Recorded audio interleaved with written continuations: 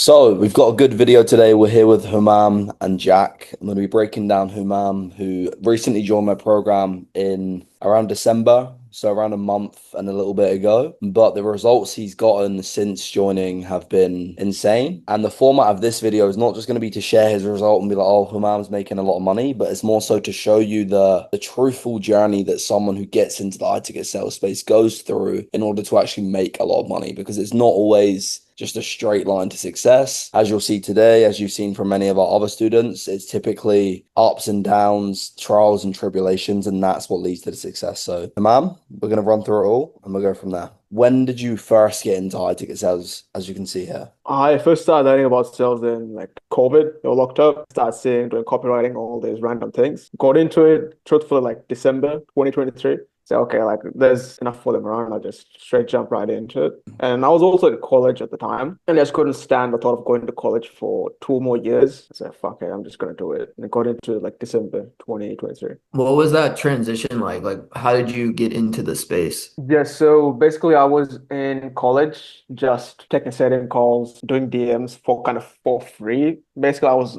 not making any money for 3, 4 months. I was working on shitty offers, just cold DMing from my own LinkedIn profile. That was like a very bad experience, but I knew people personally who were making good money. I was like, nah, I'm not I have to do something. So I can't get there. It was a very shitty time period, but I had that belief. I was like, I'll get that someday Right. if I do it. If I don't do it, I'm just gonna be stuck at college making like $500 a month. It's not ideal. And then it looks like you then join a mentorship. Yeah, I joined the serial sales mentorship. Shout out Dylan. He invested a large amount of money, especially for me. Like I'm from the Maldives, okay? We make like $500 a month on average. I mean, there's people who make more. So I had to pay like 3.8K, which is decent amount. So I borrowed from friends, I borrowed from my dad. I had like I think 1,500 worth of savings. Put them all in. I didn't know it would work, but I had friends who were in the community. Like, yo, bro, this guy stuff works. So I invested into that mentorship. And I was scared, like scared shit. But a month later, I got a job. Like he helped me find a job. I made my money back, 2,000. Boom. I was like, holy shit. Like there's something. Yeah, It's let's cool. go. Because this is a big thing. What made you want to take that risk? A lot of people, like I'm sure you deal with this with prospects as well, but a lot of people that Daniel and I speak to, they don't join or they don't get where they want to go because of logistical reasons. But like as you just mentioned, where you're from, like $500 a month is the average income, and yet you still were able to find a few $1,000s. So yeah, I guess like what was going through your head to like want to be resourceful and figure out how to make that work. I just didn't see any other way. Like I was seeing all this Andrew Tate videos, bro, and he was talking about like making money online, having the cars, and I was like, I want that, And nobody around me had that. But what was going through my mind was like I had to do it. I mean, I had to find out if it worked or not. I mean, well, it was a crazy decision looking back. I mean, I could have like he could have scammed me. He could have not been like a good offer and whatever. In my mind, I think I just have to kind of do it. I guess I think a lot of people who make it have that thing if you're gonna go out, just go out all in. Like, did you have fears of doing that, or were you more just like, nah, I just gotta, this is something I've gotta do? Yeah, obviously there was a lot of fear. I mean, my dad was like, I mean, I didn't tell my dad the whole truth. I was like, this is a communication course. Like, I'm gonna learn how to communicate better. Like, we were spending a lot in college as well. We are spending like $200 to $300 a month in college. And I was Right. like, my teachers are not making the money I want to make. Number one, they don't know shit about marketing. I was doing a marketing degree. I was like, I'm not going to sit here and learn from someone who doesn't know what they're talking about. So just took a little bit of the money there, and there was fear, but it was more so just like I got to find out. I Right. got to take that. I got to take the gamble. Like I like a little bit of gambling. And then let's see, around March, you landed one of your first roles where you're actually like getting paid. Yeah, yeah. This was it. Orlando Santucci, shout out to him. Like he helped me land my first role.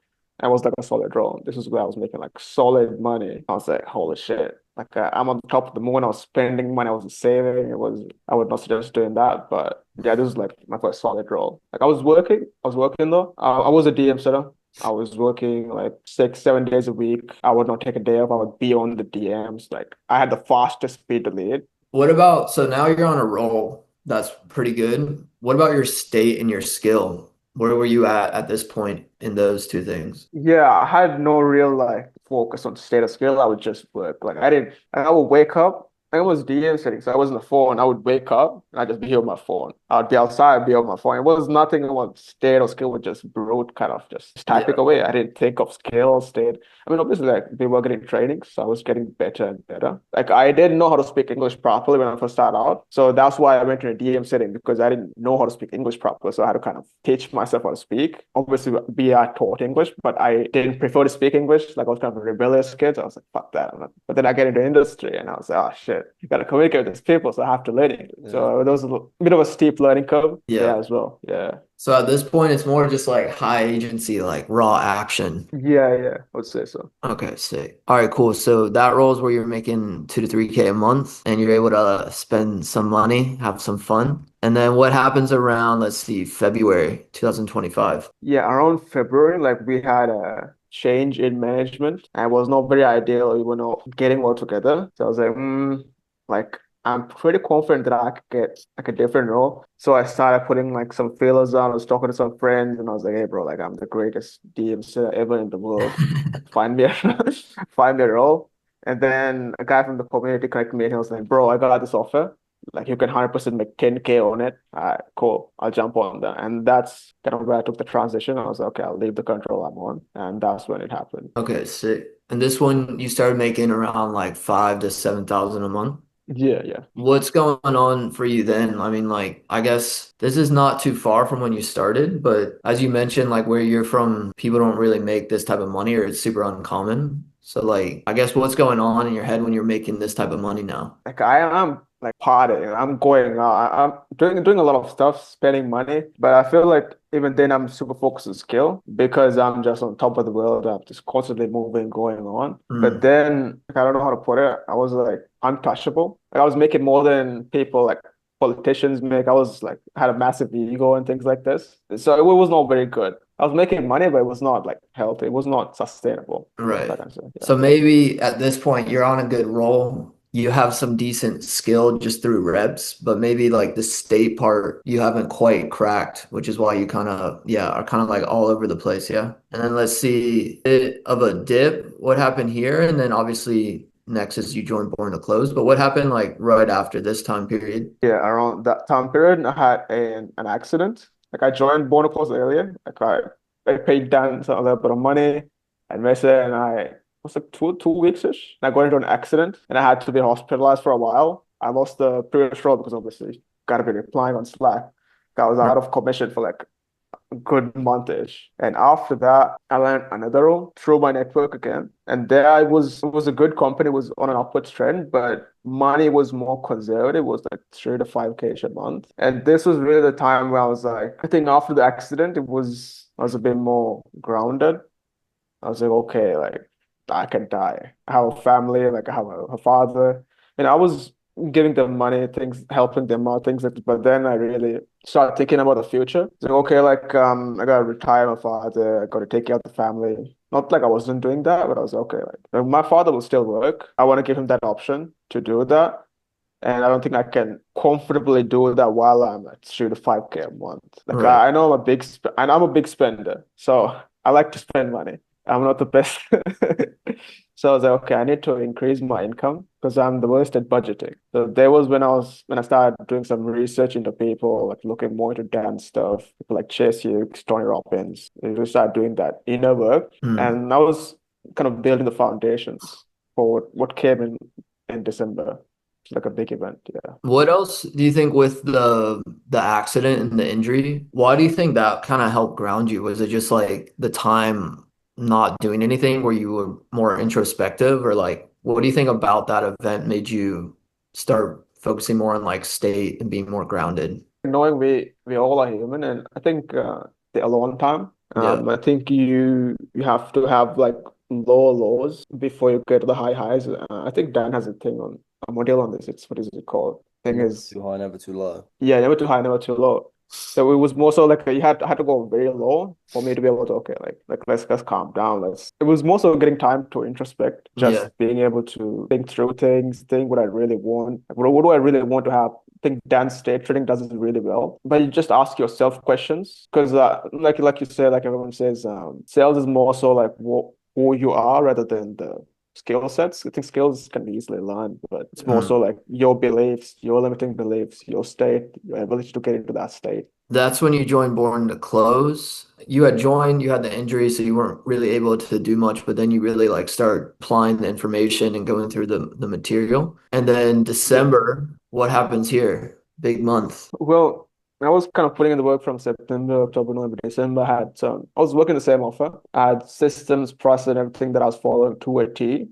And then more so, I was also like when I joined in December, I feel like I had the logistical part of things like systems, processes, all of that stuff because I am a setter.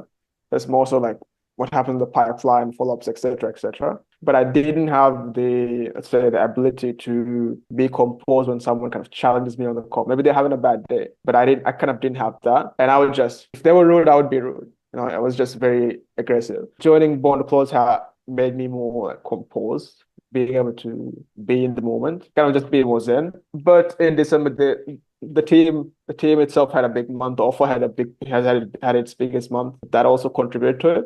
But it's Right. mostly just me being like better emotional, like a better person in general. So all three of these kind of lined up in this month. So basically like Exactly, yeah. you had the skill just through like putting in the reps over the course of your career and doing some mentorships. You obviously had the offer and they had a big month, big cash collected month, and then you had some more composure to really take advantage of the opportunity as well, right? Lastly, out of nowhere, quick little jump to 75K. What happened here, bro? Well, I was just I go out, have fun on yachts, things like this, and just met some people and just I wouldn't say I did too much of sales, but it was more like, hey, bro, I'm looking for a yacht, and I kind of sold him into the idea of having a yacht. This person that I met, high net worth individual, and I knew some people that were selling, and I connected them, and I got like 75-ish K comp. So yeah, it's a nice little addition. Good start Uh, of the year. It wasn't really an offer, but maybe you use some state and skill and just some networking skills, but good stuff, bro. But yeah, Yeah. when we zoom this out and we look at this, like what do you think was maybe the major turning points for you, allowed you to kind of make now the money that you want to make and have these new opportunities and things like this? Like what would you say was like the biggest? And I mean, obviously you don't have to say anything about Born to Close, but I'm curious, like, was there anything, was it the accident? Was it like something that you just made a decision? Was it just like the compounding effect? Or what do you think really was the major turning point for you? Yeah, actually, I actually forgot one key detail. Like in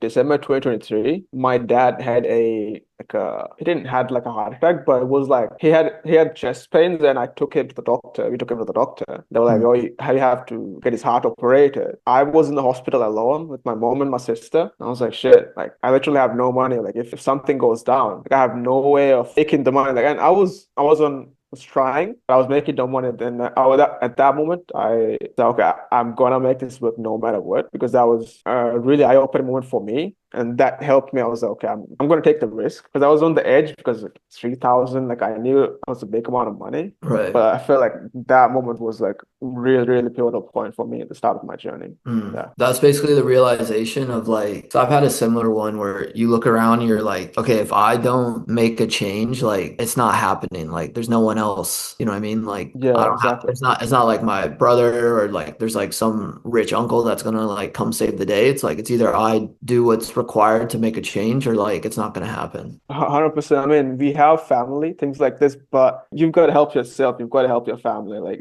nobody Yeah. else is gonna come save you. There was that realization more so. Like I was in the hospital, like sitting alone. My sister, mom had left, and I was like, I gotta make something happen. It was at that moment I have to. I'll just do anything. After that, obviously, it was. I went up, I went down. I was going crazy with money, Yeah. but that was one of the most important moments. I feel like. So what do you feel when you like that situation all the way to like I would say this in this month, you're probably able to help your family a bunch, yeah? So like Yeah, whatever that the was good. feeling you had here in the hospital, it's like you basically did it, if that makes sense. Like you basically became the person who then can make money to like help the family. I've kind of been taking some time, not some time off, but it's just I don't want to feel too like accomplished. I was known as the next level, so I'm just trying to get to that. But right now, I feel like they're all set for life. I mean, my dad's still going to keep working. He's going to find something to keep himself busy, but we are taken care of and all because of like sales. And obviously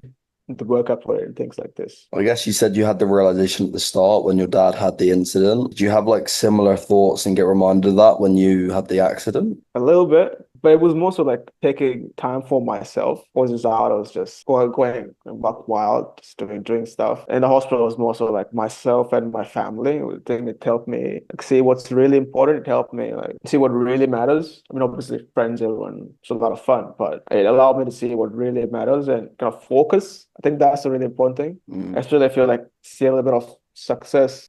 If you lose that focus, if you don't have a clear vision, I think it's like cliche, but you don't have a clear vision of what you're walking towards, you're gonna get lost. So would you So say yeah, like that's sort of moment. your family were the original driver, like your dad having the incident in December 2023, and during the process of like finding about high ticket sales, seeing you can make money, landing a decent role to February 2025, would you say you lost that a little bit in terms of like you started looking around, having fun, like going fucking crazy and kind of lost the real reason you did it in the first place, which was your family?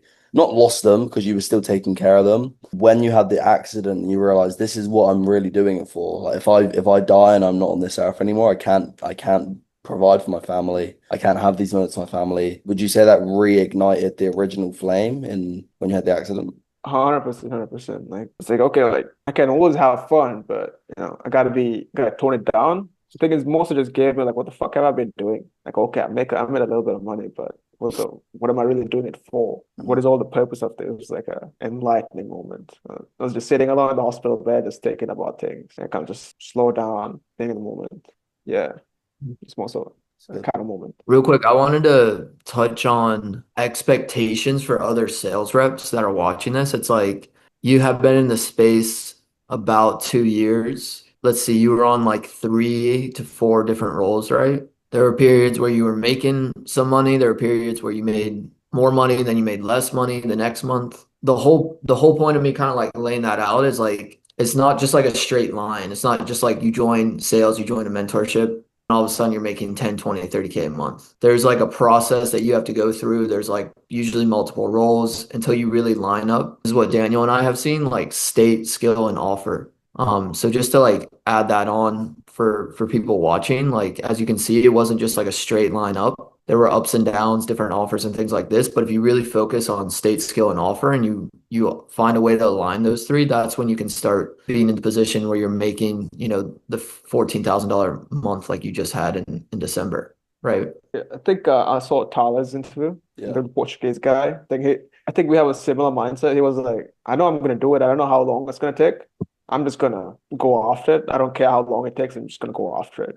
I think I have a very, very similar mindset to him. Like I don't know when, but I just know it's gonna come soon. Yeah, and that's like the two things I see with people who achieve things is like number one is they get clear on what they want, and number two is they just don't quit. Like they stay in the game until it happens. Like you're saying, like they might not know when it's going to happen, but they know like, okay, I want this and I'm going to do what it takes, and then eventually I'll get it, right?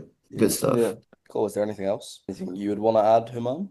For reps who are watching from like the Asia region, like I don't know, some Indians, Maldivians, Sri Lankans, whoever. Like I feel like a lot of reps have this limiting belief of like, hey, like I'm from XYZ area, I'm Indian, I'm Sri Lankan, whatever area you're from. But obviously it's gonna be a bit difficult. Like if you have a super strong accent, people are just not gonna hear you out. It's just how it is. But accent doesn't really matter. Just have to kind of put in the work because I personally knew a lot of people were like, hey, bro, I have this accent. That's where, and they didn't even start the journey.